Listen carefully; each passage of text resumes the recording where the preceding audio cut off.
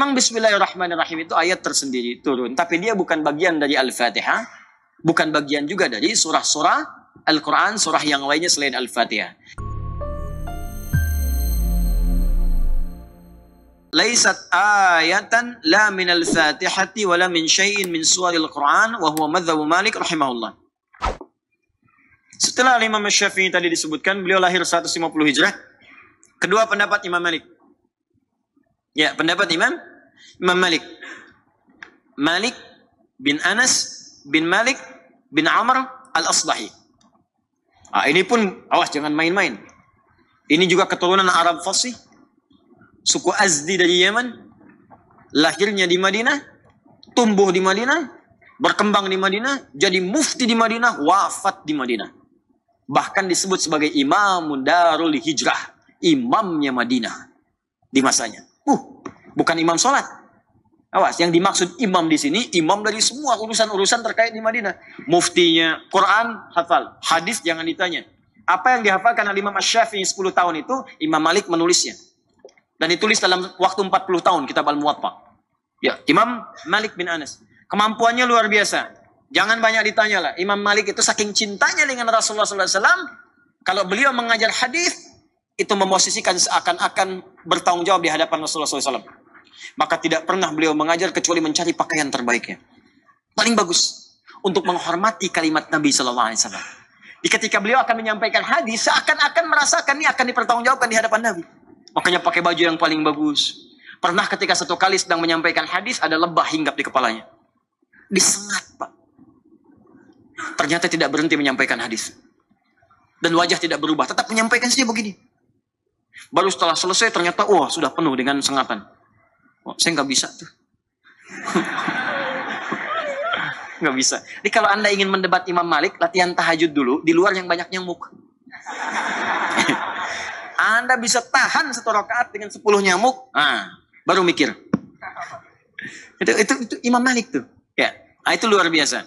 Nah, pendapat beliau mengatakan, nanti kita lihat dalilnya. Dari dalil-dalil yang saya kaji, kata beliau, saya menyimpulkan, memang Bismillahirrahmanirrahim itu ayat tersendiri turun. Tapi dia bukan bagian dari Al-Fatihah.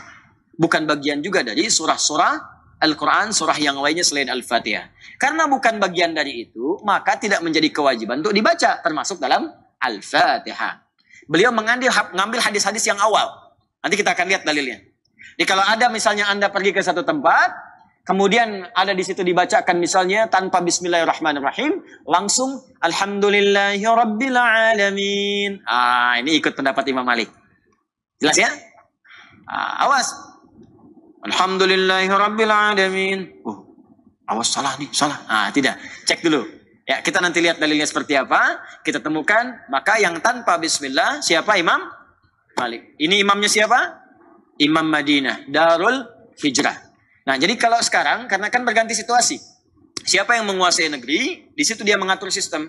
Mazhab apa yang mau dipraktekkan? Kalau di luar negeri selain Indonesia, khususnya di Timur Tengah, itu mazhab diberlakukan. Ya, supaya tidak menyusahkan masyarakat. Ya, maksudnya supaya masyarakat mudah. Udah belajarnya begini aja nih. Ini dari Nabi, pakemnya yang ini.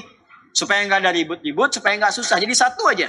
Ya, ada yang Syafi'i aja. Sekarang Syafi'i aja misalnya di Syria, Syafi'i. Ya, di Mesir, itu Syafi'i sebagian besarnya. Malaysia ngambil Syafi'i mazhabnya. Ya, kemudian di sebagian Indonesia juga Syafi'i. Ya, jadi untuk memudahkan saja, sebagian Maliki. Ya, Maliki sekarang ada di wilayah Afrika Utara, Libya Maliki, Tunisia Maliki, ya, Aljazair Maliki, Maroko Maliki sebagiannya. Jadi kalau Anda ke sana, ke Libya, ke sana, jangan Anda katakan, nih Libya jauh dari Nabi. Bukan. Mazhab yang dipakai justru mazhab orang Madinah dulu. Cuma karena sekarang misalnya di Saudi, keadaannya berbeda, sistemnya lain yang dipraktikkan mazhab Imam Ahmad. Nggak ada masalah di situ, karena semua bersumber dari Nabi juga. Cuma jalan mana yang mau dipakai menuju kepada Nabi itu. Jadi kalau misalnya ada yang mengatakan, nih ada alumni Libya, ini bukan beda dengan Madinah. Berarti dia belum paham ilmu. Karena yang di Libya pun itu mazhabnya mazhab yang dipraktikkan di Madinah dulu. Awas kalau ada ustadz membentur-benturkan, atau orang bukan ustadz nih pasti nih. Ada oknum membentur-benturkan. Ini mah bukan ustadz sunnah nih, ustadz Libya. Bukan alumni Madinah, ini ustadz Mesir misalnya. Berarti ilmunya dangkal dia. Karena yang dipraktekkan di Libya itu mazhab Madinah. Lewat Imam Malik, imamnya Imam Madinah, Imam Darul Hijrah, Cepi. Ngajar di sana. Sampai sekarang prakteknya praktek itu yang dipakai. Jadi jangan mau dipecah-pecah di situ. Pokoknya kalau ada yang jalur Imam Malik, Imam Syafi'i, Imam Ahmad, Imam Abu Hanifah, itu semuanya bersumber dari Nabi Sallallahu Alaihi Wasallam. Jelas ya?